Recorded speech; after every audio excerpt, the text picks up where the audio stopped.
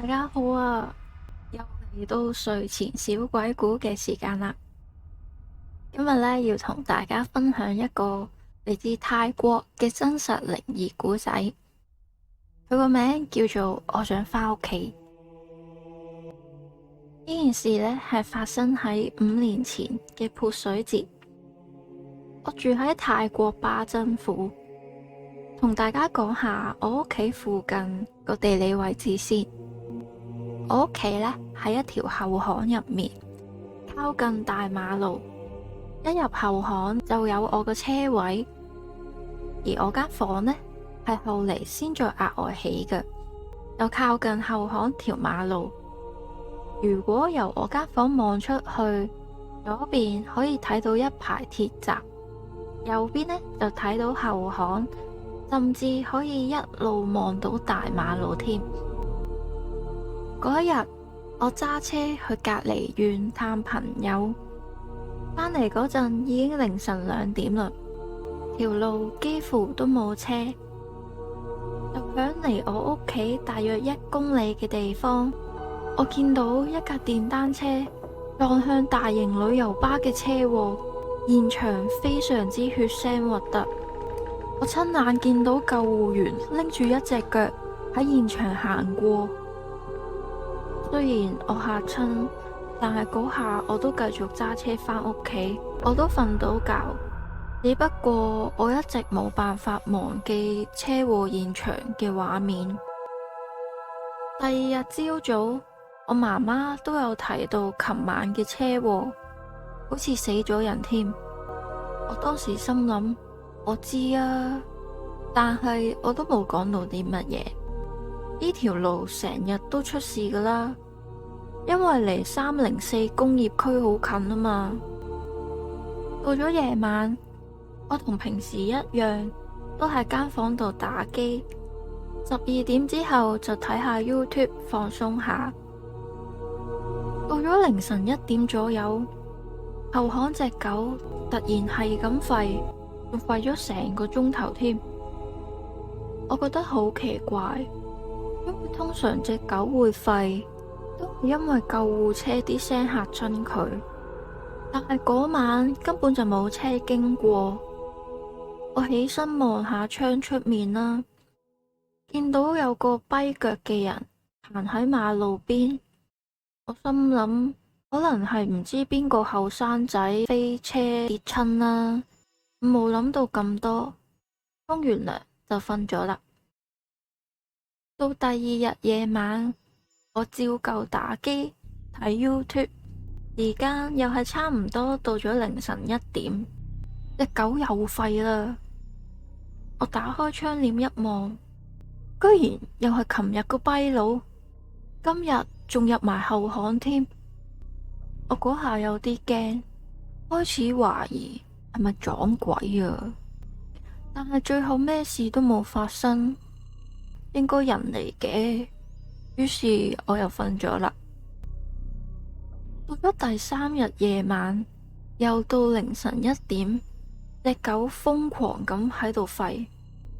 我又再喺窗簾望出去，又係同一個跛佬，但係今次我睇得好清楚，係一個女人行路跛下跛下咁。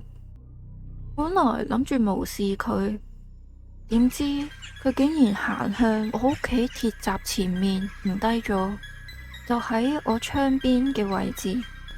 然後佢發出一啲好似咒怨電影入面嗰種斷斷續續嘅聲。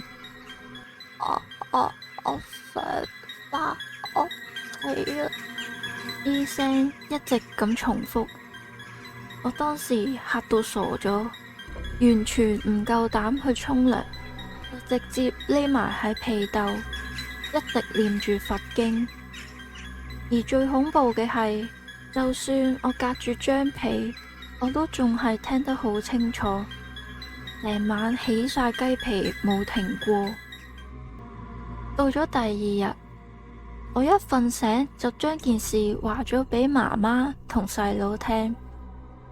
媽媽問我：你係咪返屋企嗰陣亂噏嘢啊？係咪惹到啲污糟嘢啊？我話我只係經過車禍現場咋，我冇講嘢，我都冇亂咁望噶。媽媽就話：咁你都係做啲功德啦，去揾師傅灑下聖水啦。於是我就打算去寺廟，不過要將架車拎咗去俾我都幾相熟嘅洗車店老闆幫我洗一洗架車先，而佢間鋪喺附近啫。洗完車之後，我就去咗寺廟買咗啲貢品，同師傅講咗發生咩事。師傅就話佢跟住你返嚟啦。於是佢就幫我同埋架車都灑咗聖水，而嗰一晚呢，真係冇再聽到狗吠聲，連鬼影都冇。我諗件事應該要完啦。5年之後，有一日我屋企燒豬肉，請埋洗車店老闆嚟食飯，大家一邊飲酒一邊傾偈，仲講起鬼故添。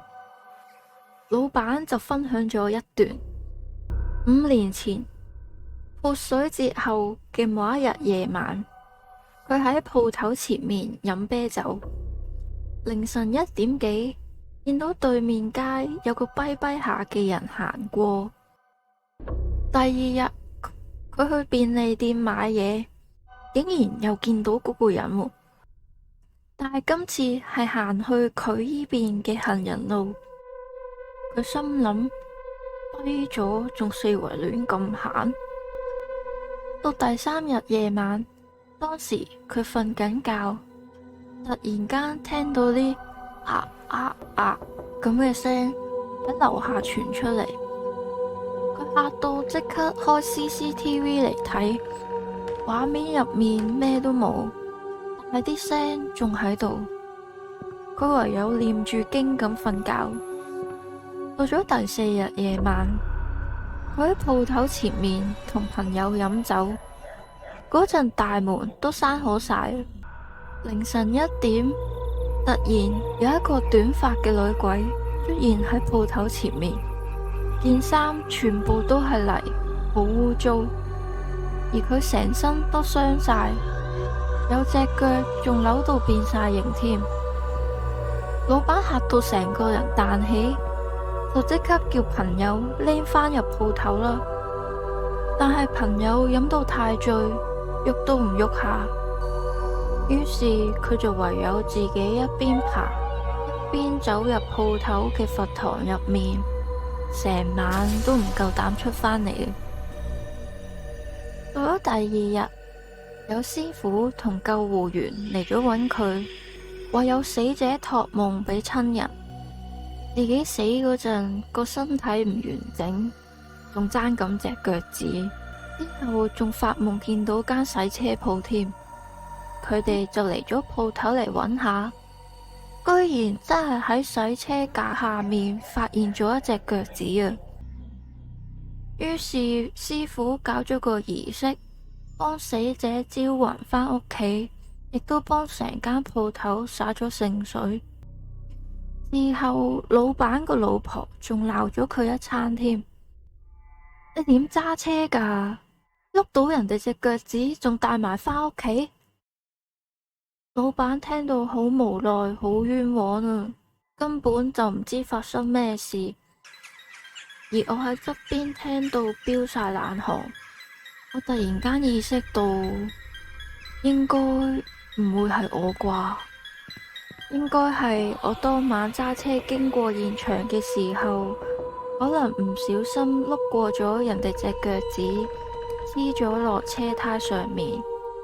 然後我又揸車去老闆度洗車，隻腳趾就係咁樣跌咗喺佢鋪頭度，所以嗰個女鬼先會一開始嚟揾我，之後又走去揾老闆。呢個呢，就係今日嘅分享啦，希望大家鍾意啦，完啦。